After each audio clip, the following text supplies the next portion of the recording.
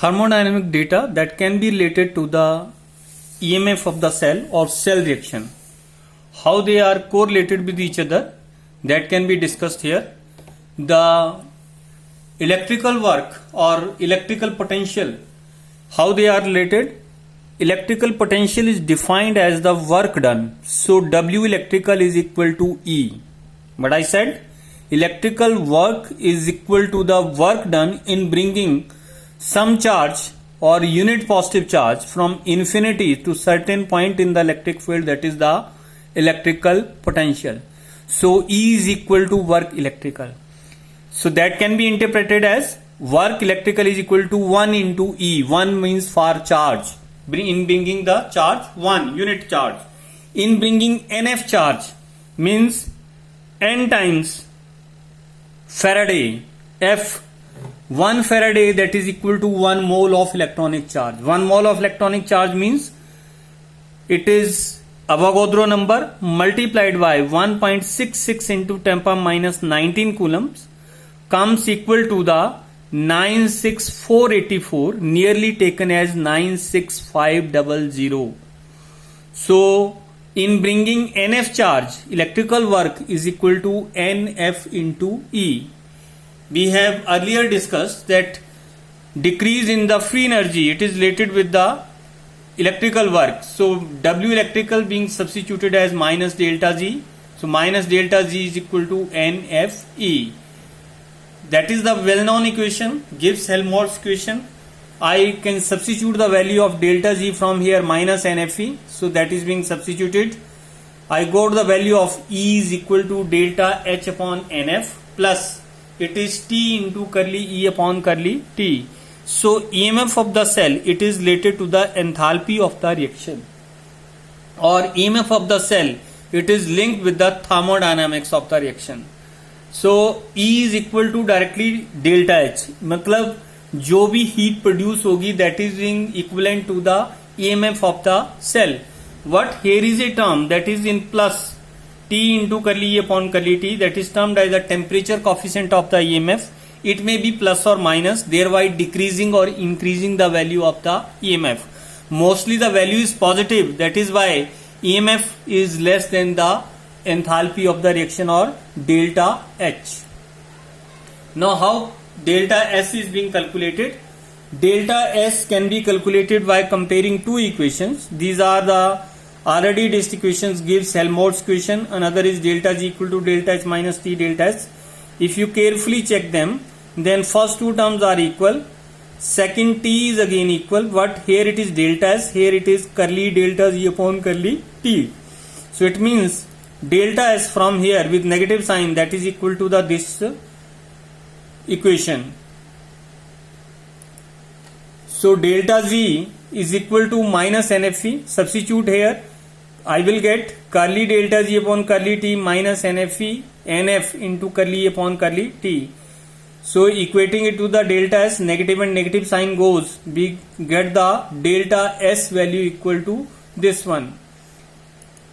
How delta H being calculated? Delta G equal to delta H minus T delta S. delta G की value known है, delta S की ऊपर calculate की है, तो यहाँ वैल्यू सब्स्टिट्यूट करनी है. जैसे ही आप वैल्यू सब्स्टिट्यूट करोगे तो यहाँ से डेल्टा H की वैल्यू जो है वो निकाली जा सकती है. How to deal these equations in the examination?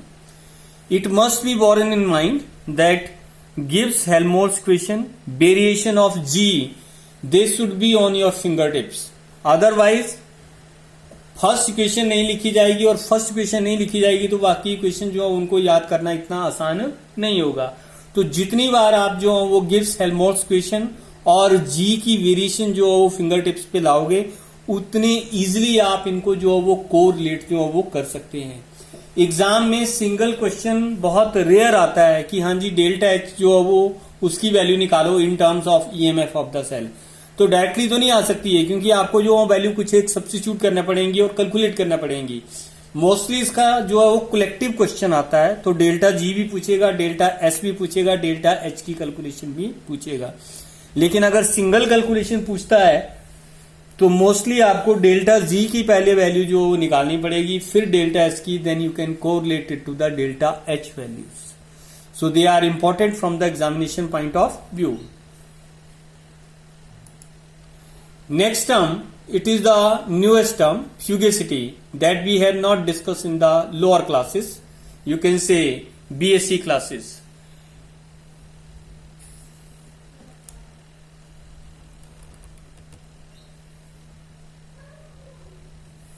Fugacity, this term is a substitute for the pressure term. Means कि प्रेशर लिखा और फ्यूगेसिटी लिखा है तो एक ही बात है.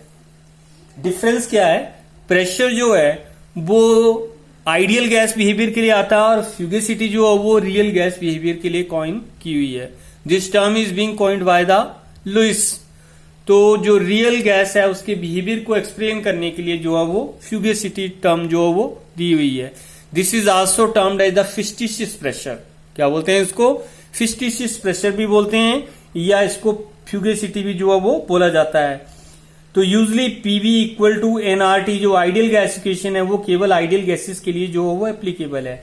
अगर रियल गैस का बिहेवियर जो है वो चेक करना हो तो रियल गैस के बिहेवियर से जो है वो काफी डिफरेंट होगी, क्योंकि रियल गैस बहुत डिफरेंटली बिहेव करती है. सो उसके लिए अगर प्रेशर टर्म लेनी है तो we take the fugacity word और F letter instead of the P letter. Let us see some equations. Again this is variation of DG. I already said कि आपको जो वो इक्वेशंस जो है वो याद रहनी चाहिए. Variation of G with respect to P. This is taken from here. DG divided by DP is equal to B provided dt equal to 0. So that term is equal to 0. So because of that, it is differential of G with respect to P, that is equal to volume. Again separate the variable. It is dG at constant temperature, that is equal to BDP. So ये term 0 हो गई तो dG बाहर T लिख दिया BDP. dG RT divided by P. Why I am substituting for the volume term? Reason being the gas is ideal gas and this equation is applicable, so volume can be substituted as RT upon P. अगर ये real gas होती तो उसके लिए इसको substitute नहीं किया जा सकता था. If I integrate it further, then dGT it is RT dlnP. जो dP upon P है उसको डिफरेंशियल ऑफ lnP लिखा जा सकता है. रीजन log x या ln x जो है नेचुरल लॉगरिथम x का डिफरेंशियल जो है that is equal to 1/x into dx होता है. So that is why that is written as dlnp. When it is being integrated it is g equal to g not plus RT lnp, where this is free energy, this is free energy when p term is equal to 1. And this relation if you clearly check it, then it is having a semblance with the chemical potential equation. Mu is equal to mu naught plus RT ln P. So the equation, this one, it is applicable for the ideal gas, not for the real gases.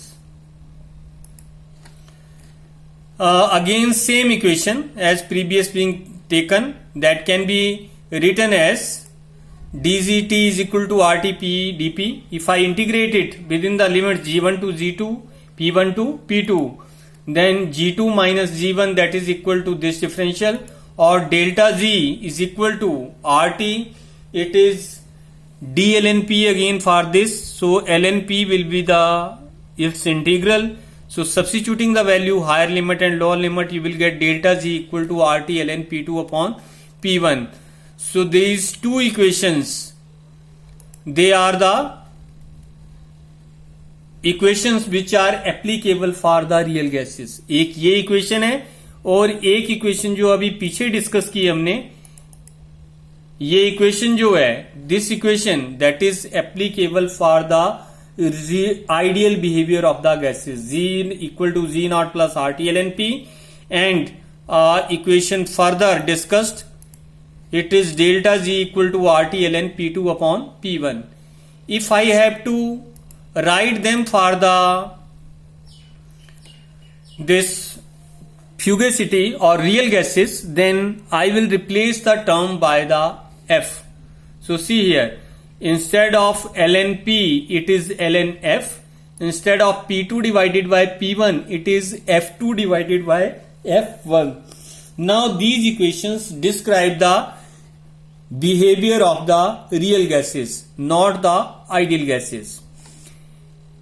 Taken this equation, if we integrated it is curly g upon curly p is equal to curly g naught upon curly p, and again the differential of the log f or natural logarithm f. This is a constant term, so its differential will be equal to 0. So a little earlier discussed that equation, that curly g upon curly p, differential of g with p, it is equal to volume. So it is volume, differential of above it is 0, plus RT it is curly ln f upon curly p. So from here if I separate the variable, तो ये जो dp है, ये curly dp, इसको परली side ले जाइए, bdp बन जाएगा. So here it is bdp and this is RT d ln f, RT d ln f, differential of ln f. Reason being कि differential of ln f is 1 by dl, यहां जो ये ऊपर term है that is again the differential of log of or natural logarithm of the fugacity. So one equation we are having this one. Let us define another term here. This lower one term clearly see here. It is alpha, that is equal to RT upon P minus B. Now what is RT divided by P? RT divided by P, as per the ideal gas equation it should be volume, because PV equal to RT. तो B के लिए volume के लिए दिया है, फिर minus volume किया हुआ है. वो किस लिए कर रखा है ये? क्योंकि V जो है वो एक्चुअल गैस का वॉल्यूम है, और RT अपॉन B जो यहां पर ले रखा है, RT अपॉन B जो यहां पर लिया हुआ है, that is taken for the real gas. Real gas में जो है वॉल्यूम डिफरेंट आएगा, आइडियल गैस में जो है वॉल्यूम डिफरेंट आएगा. What is the departure from the ideal behavior? So difference of these volume gives the alpha. Alpha is a measure of the departure from the ideal behavior. जो real gases है वो ideal behavior से कितना depart करती हैं, वो इन terms of volume जो है वो टर्म अल्फा जो है वो डिफाइन कर रही है. सो जो प्रीवियसली डिस्कस थी ये इक्वेशन, यहां पर इस नीचे वाली इक्वेशन को मैंने डीपी से मल्टीप्लाई करना है. कौन सी? अल्फा वाली को, that is the departure from the real behaviour. एक साइड आ जाएगा आपके पास alpha D P, it is R T P upon D P, then minus B D P. Now minus B D P है यहां पर. पहले इसको पीछे अभी इक्वेशन डिस्कस की थी वहां से सब्स्टिट्यूट किया जा सकता है. फर्स्ट सिंप्लीफाई कर लेते हैं इस इक्वेशन को. So here P into DP that is the D L N P. तो ये टर्म फिर जो है वो मैंने डिफरेंशियल ऑफ लॉग पी में चेंज कर दी. बीडीपी की वैल्यू जो है वो पीछे से सब्स्टिट्यूट करनी है. कहां से सब्स्टिट्यूट करनी है? ये वैल्यू यहां पर है बीडीपी की. It is R T D L N F that is equal to B D P.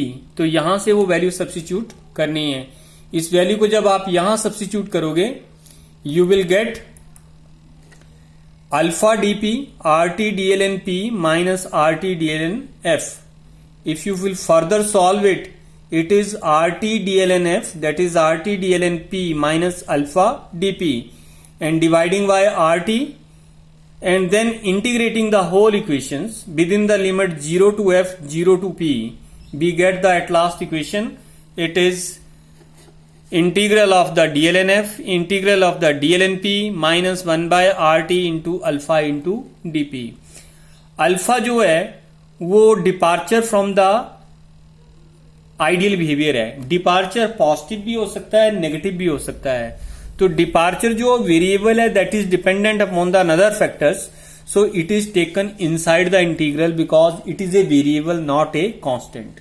ऐसा नहीं कि फिक्स वेरिएशन है, there is a alteration in the variation.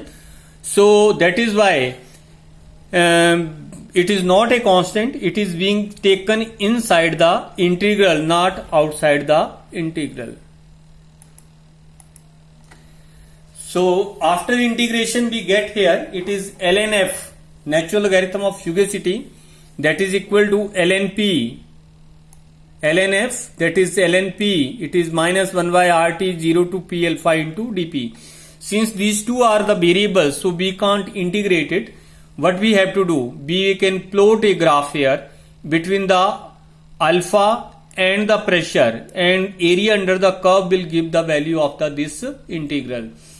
And here it is ln p taken to this side, it is ln f minus ln p, that is log m minus log n log m upon n.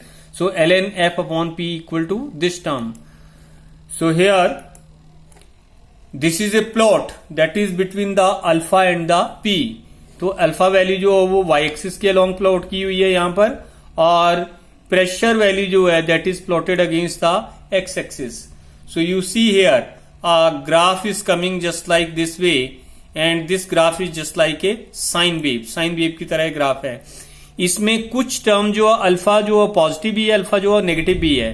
तो departure जो positive departure भी हो सकता है ideal behaviour से, और negative भी हो सकता है. जस्ट लाइक कि वॉल्यूम की बात है तो PV equal to R T से वॉल्यूम ज्यादा भी निकल सकता है, और जब वॉल्यूम की वैल्यू कम भी हो सकती है किससे, आइडियल नेचर से. तो इसीलिए ग्राफ में जो पॉजिटिव वैल्यू भी आ रही है और ग्राफ में जो वो नेगेटिव वैल्यू भी आ रही है. तो एक नेगेटिव डिपार्चर के लिए है और एक पॉजिटिव डिपार्चर के लिए है. तो इस प्लॉट से जो है वो हम इस इंटीग्रल की वैल्यू जो वो निकाल सकते हैं. अगर ये इंटीग्रल प्लॉट हो गया तो आइडियल नेचर से प्रेशर की वैल्यू नॉन होगी, यहां से एफ की वैल्यू निकाली जा सकती है.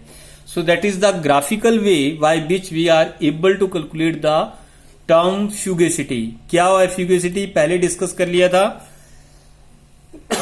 फ्यूगेसिटी जो है वो सब्स्टिट्यूट है प्रेशर के लिए. प्रेशर आइडियल बिहेवियर के लिए आता है और फ्यूगेसिटी जो है वो रियल बिहेवियर के लिए आता है. यहां कुछ एग्जांपल्स हैं, वहां आपको क्लियर हो जाएगा कि फ्यूगेसिटी वर्ड जो है वो वाकई जरूरत है उसकी या नहीं है. So see here for the nitrogen gas here, that is the value of the pressure when it is the ideal nature, that is the fugacity, that is the real behaviour 48.9. तो इसमें जो है वो डिपार्चर क्या बोल सकते हैं आप, नेगेटिव बोल सकते हैं, because volume is less. Then it is 200, it is 194.2, again the negative departure is there, but see here now 800, but the fugacity value is 1191. तो कहां 800 mm of the mercury pressure है और उधर प्रेशर की value कितनी आ रही है आपके पास 1191, कम से कम 400 यूनिट्स ज्यादा आ रहा है. उसके बाद ये देखो 1000 यहां पर, और फ्यूगेसिटी की वैल्यू कितनी आ रही है 1834. So there is a very large difference between the values of the pressure and the fugacity. So that is why it is the needed term that is should be coined, or that should give the exact behavior of the gases like nitrogen, methane or carbon dioxide. For some gases like hydrogen, जिसके case में वेंड्रावाल coefficient जो है A की value बहुत कम होती है, तो हमेशा उनका पॉजिटिव डिपार्चर रहता है. So that is why here fugacity whether it is the less pressure or high pressure, all times it is more than the pressure value 25, 25.4, 100, 106, 200, 2225, 1000 and 1899. तो बहुत ज्यादा डिपार्चर जो है वो आइडियल बिहेवियर से हाई प्रेशर पे, लो प्रेशर पे बल्कि कम आ रहा है, लेकिन हाई प्रेशर पे बहुत ज्यादा डिपार्चर है. So the fugacity describe the real behavior of the gases, or that is applicable for the real gases. How fugacity can be calculated at the low pressure? ln f by p that is equal to 1 minus rt, it is 0 to p alpha dp. अभी पीछे हमने calculate किया, और ये calculation जो graphical method से graph plot करके area under the curve जो आ रहा है उससे हम इसको सब्स्टिट्यूट कर सकते हैं. तो यहां से फ्यूगेसिटी की वैल्यू आ सकती है. अगर प्रेशर लो होगा तो अल्फा वैल्यू ऑलमोस्ट कांस्टेंट होती है. अगर अल्फा वैल्यू ऑलमोस्ट कांस्टेंट है तो यहां पर अल्फा को मैंने जो वो इंटीग्रल से बाहर निकाल लिया है. If it is taken out from the integral, inside we are left with what? Only dp. dp का integral क्या होगा? p. So if you substitute for that, it is ln fyp is equal to minus alpha p into rt, because the integral is p. Integral की value केवल p आ रही है. So that is the value of ln fyp. Now here one term is there that f और p आपस में बहुत ज्यादा close होंगे जब प्रेशर की वैल्यू लो होगी. There is very large difference between the fugacity and pressure when pressure is high. There is very less difference between the fugacity and pressure when pressure is low. So almost that is equal to pressure.